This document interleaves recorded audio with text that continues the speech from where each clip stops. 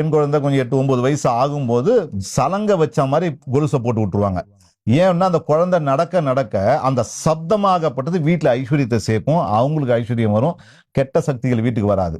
அந்த குழந்தை பெரியவள ஆகும்போது, அப்போ 12 வயசுல பெரியவள ஆவா இல்லையா, வயசுக்கு வரக்கூடிய அந்த நேரத்துல கண்டிப்பா அந்த கொலுசு வச்சிருப்பாங்க. யாரா இருந்தாலும் காலில் கொலுசு வச்சிருப்பாங்க.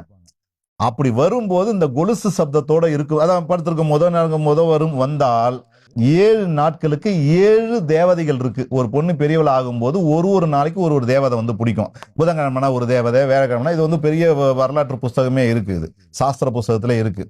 அதுல சில தேவதைகள் நல்ல தேவதைகள் கிடையாது. அந்த தேவதைகள் பொண்ணு பெரியவள ஆகும்போது அண்டுச்சுன்னா திருமண வாழ்க்கையோ புத்திரபாக்கியத்தையோ கல்வி யோகத்தையோ கெடுத்துரும்.